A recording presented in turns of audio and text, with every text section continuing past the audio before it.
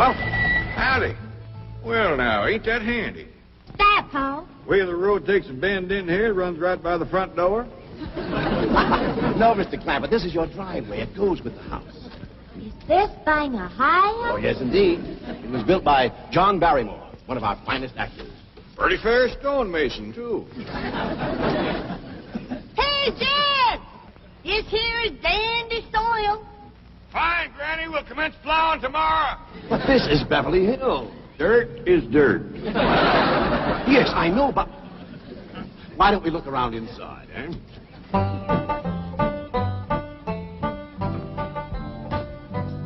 Well, here we are. I hope you're going to like this place I picked out for you. Maybe a trifle larger than what you're used to, but I feel a man with $25 million in my bank should live in a manner that... Come in, this is your home.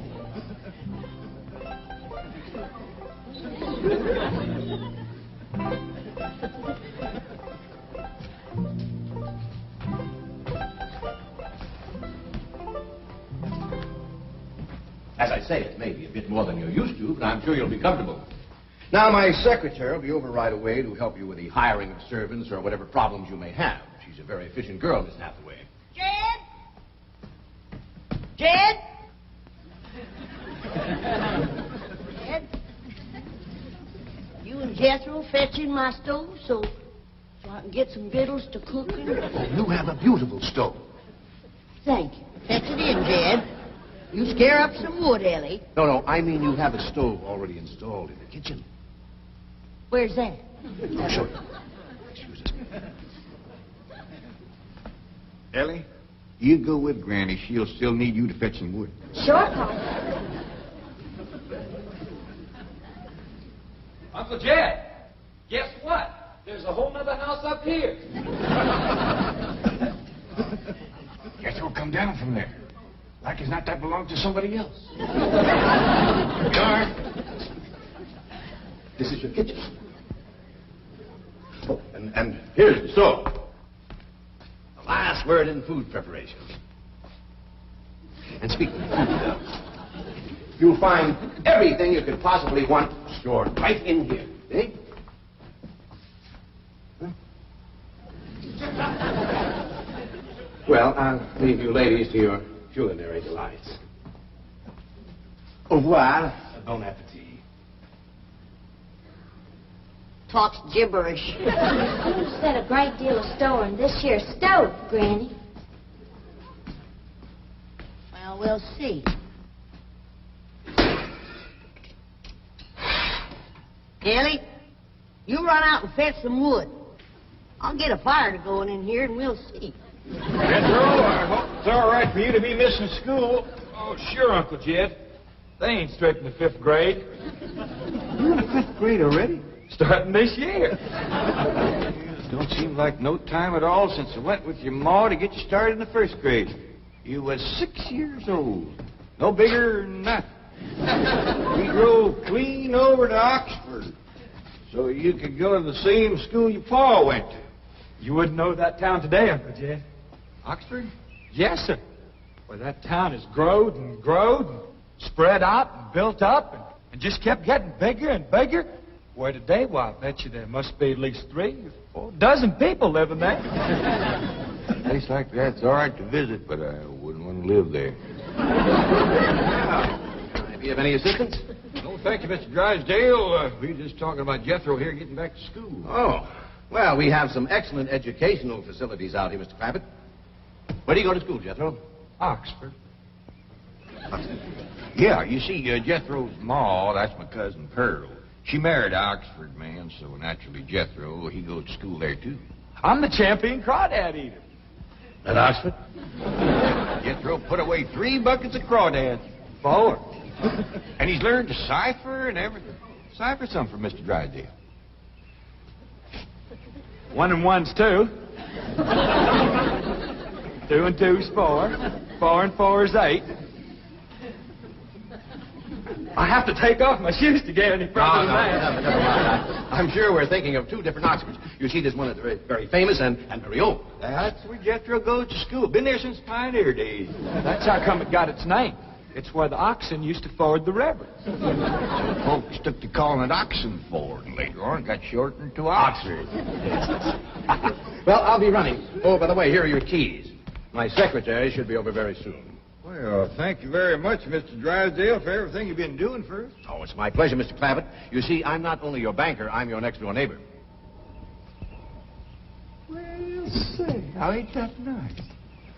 Well, now, why don't you bring your missus over tonight for supper, and I'll have Granny womp up a mess of grits and hog jowl. Well, you see, right now my wife is in Boston. Well, that's too bad. When she'll be back? Not too soon, fortunately. I'll see you later. Well, thank you, Mr. Drysdale. So long. Uncle Jed, you reckon one of these days I can have me a little bitty old taste of Granny's moonshine? Now, Jethro, you know the family rule about Granny's moonshine? You get your first taste on your wedding day and not before. Well, Uncle Jed, that might be an awful long time. I ain't even got me no sweetheart. How come?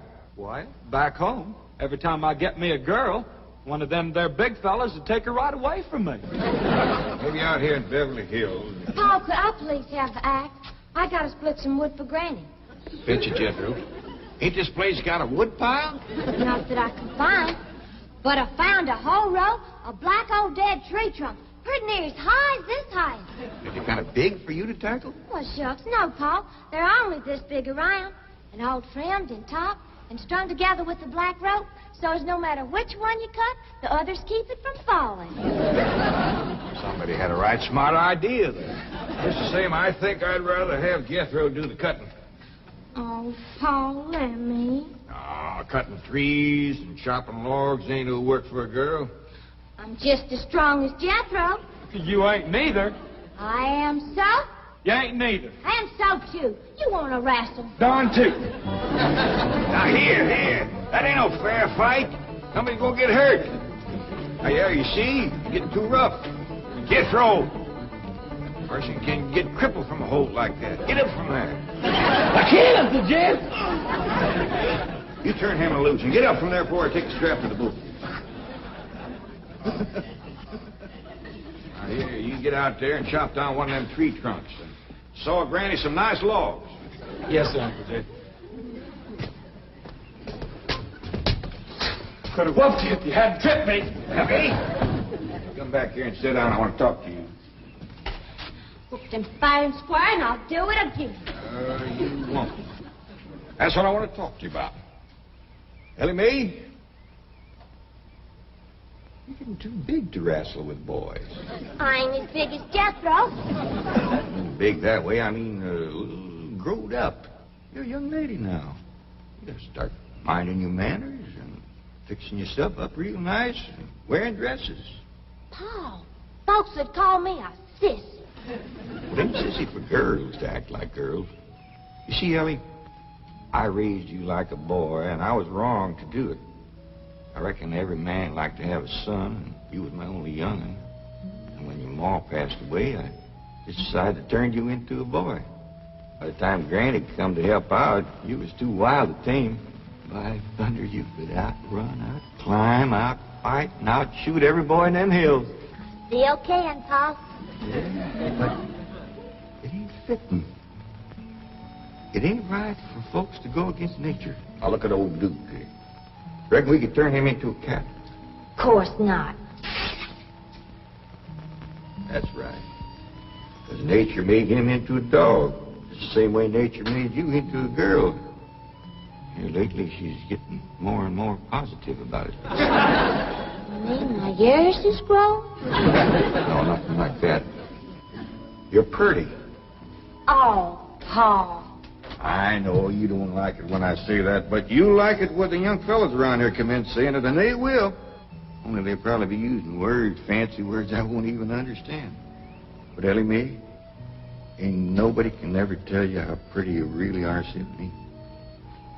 You're the living picture of your mom.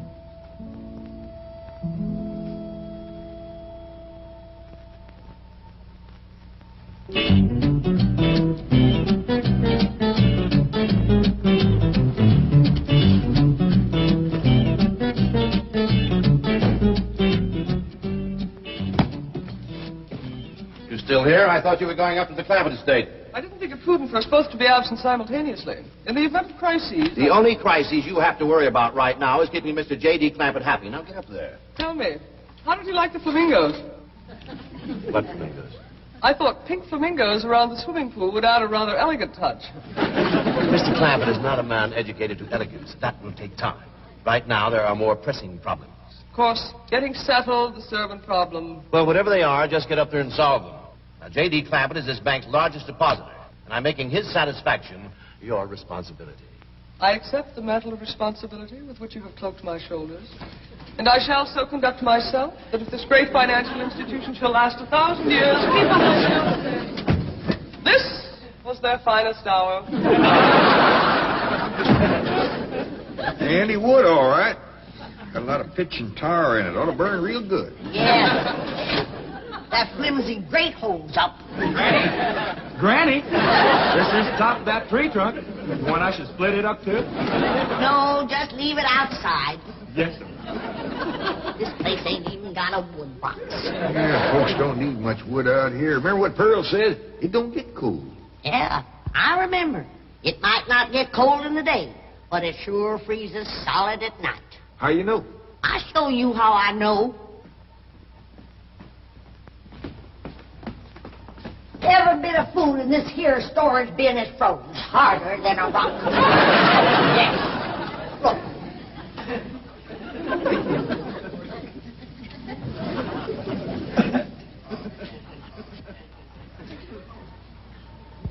Mighty thin-skinned hog.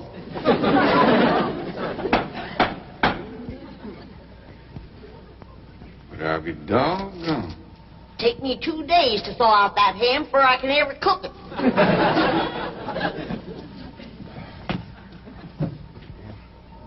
People ought to know better than store food up against the north wall. Tomorrow we'll dig us a root cellar and we put all this stuff in it. Jethro, go on out there and catch us a chicken.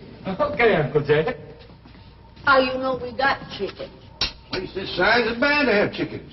Ain't all frozen.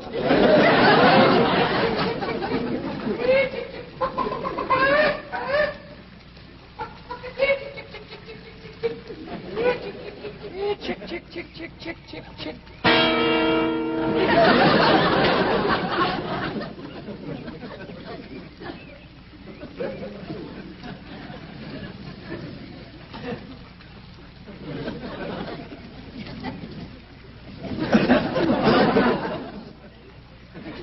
Are you a chicken? Here's that bucket. You want it? You take it, Ellie. See if you can find a creek. I gotta have some water. You know a pump on this place? It ain't even got a well.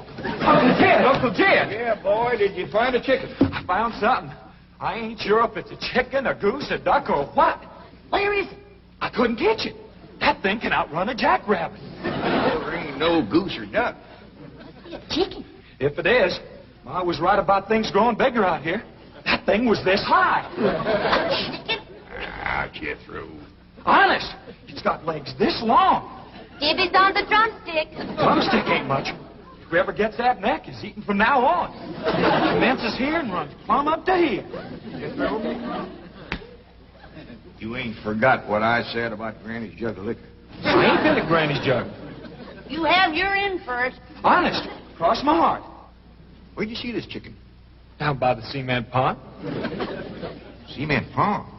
Uncle Jed, that pond is the fanciest thing you ever did see. Why, they are steps. So's the cattle can walk right down into it and get a drink. And up at one end, there's a lady standing there made out of rock. And she's a-pouring water out of a jar right into that cement pond. Oh. Well, that's how come that big old pink chicken to get away from me. Flew right over the top of that there rock lady, landed in that pond, and swam like an otter. Just flapping them big old pink wings and hollered. What color did you say that chicken was? It's pink. Ain't I told you that stuff would stunt your growth? Miss Granny, I didn't touch a drop. You and me is going to the woodshed. Jethro, you swear to be telling the truth? So help me, Jefferson Davis. You take your hat off when you speak to the president. He ain't president no more. I'll have no Yankee talk in my kitchen. Now, Jethro, you and me is going back out there and corner that chicken. Granny, you get your fire to going. Ellie Mae, you sweep up out front and keep your eyes open for that Miss Hathaway. I'm counting on her to take you in hand and get you in the right kind of clothes. Come on. Chicken.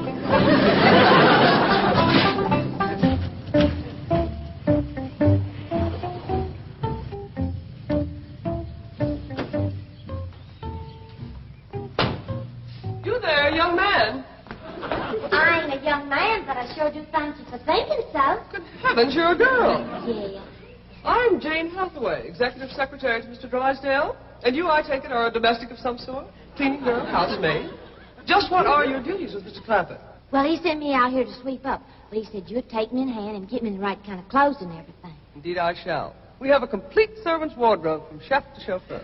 Come with me.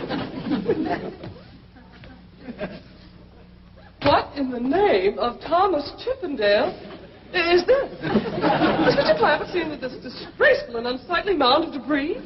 Oh, yes, ma'am. This is all his. Oh, what charming antique. Just like you said, Jethro. Rock lady pouring water into a cement pond. Yes, sir. And over there's where I seen that great big pink chicken. Only thing is, it don't sound like a chicken. It makes a kind of hollering noise.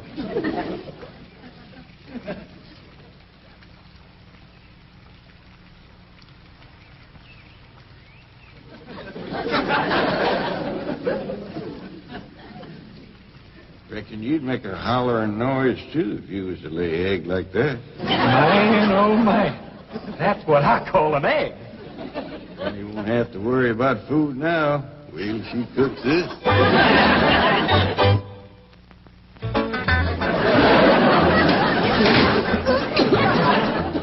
That same city stove don't draw worth nothing. Granny, look at this egg. What's all the smoke? Stove don't work. Probably just a stuffed-up flue. Ain't got a flue. Ain't even got a stovepipe. Well, I'll get the shovel and a hoe and rake it out of there. Here, you keep this egg.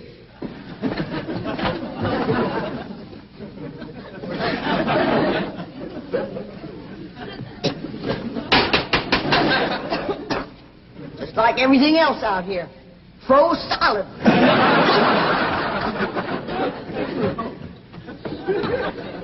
Really, my dear, you look quite charming. Well, I feel like a dead blamed fool. Oh. Just a moment. Yes, sir. Now I'll be right back. Oh, that was my pa. I take it he's a gardener. Oh, yes, ma'am. Pa just can't wait to commence gardening. Perfect. However, as though I admire his enthusiasm, I must forbid him access through the main entrance. Now, tell me about the rest of the staff. Is there a chauffeur? A what? Someone who does the driving. Oh, yes, ma'am. That's Jethro. Of course, I don't reckon he can stay around very long. He's got to get back to Oxford and go to school. Oxford? He attends Oxford University? Well, he just calls it school. Pa went to school there, too. Oh, yes. Old school time. Great pride, those Oxford men. Sorry I couldn't stop before. Granny was having trouble in the kitchen. Pa, do I have to wear this here stuff that Miss Hathaway... No. There can be no appeal from Mr. Clampett's orders. Thank you, ma'am. Glad to see you taking the firm hand. Ellie Mae, that's right pretty. Makes you look taller. She's got me walking on pegs. We'll run in and show Granny. And get rid of those old clothes, dear. Granny, I presume, is the cook. Yes, ma'am, but she ain't too happy about it right now. I shall deal with her directly. Now, let's see. Maid, gardener, cook, chauffeur. Oh, I understand Jethro is an Oxford man. You bet he is. I'm quite anxious to meet him. Don't blame you. Fine-looking young feller. Single, too. And he's on the lookout for a girl. I am only interested in the intellectual rapport which I would naturally have with an Oxford man. I presume he went to Eton as a boy. If I know Jethro, he went to Eton the minute he was born. Yes, of course. I suppose his father matriculated him. I kind of think maybe it was his ma. Oh, well, no matter. At any rate, he's an Eton man. That he is. Matter of fact, Jethro won the Eton championship. Oh, marvelous. What was he champion of? Eton. Yes, I know. But what was it? Cricket? Oh, no, it was crawdad. I don't think even Jethro'd eat crickets. I was referring to the game. Kid, where's the axe? I bet you, Granny, you talk to Miss Hathaway. And just why does Cook need an axe? I've hit this with everything I could lay a hand to. I even whomped it with an iron skillet. You are supposed to hit it with a croquet mallet. All right, where is it? I don't think I'll tell you. There is a time for work and a time for play. Now then, what are we cooking for Mr. Clampett? Well, I don't know what you're cooking him, but if he wants any victuals from me, somebody better shoot a possum. Possum? You got a better idea? But of course, a nice big fluffy souffle. All right. You shoot it and you skin it. You don't even know what a souffle is. What kind of a cook are you? I'm a cook with a stove that don't draw, food that froze solid, chickens that can't be caught, eggs that can't be broke, and a smart alecky city woman telling me my business. That's what kind of a cook I am.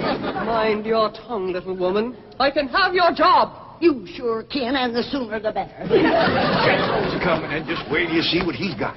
Thank heaven. Now I can have an intelligent conversation. Look, Granny, I caught that big chicken. I hope it ain't as tough as its eggs. That is a flamingo.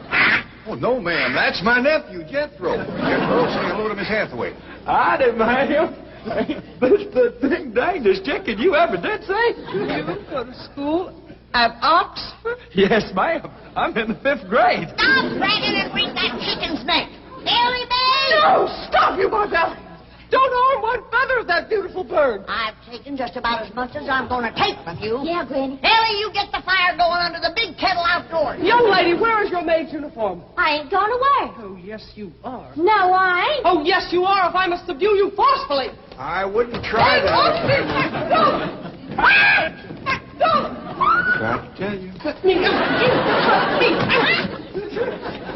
I'll set on her, Ellie. You get the fire to go. Now, here, Granny. Come on, let her up. Get off of her. You are discharged! All of you!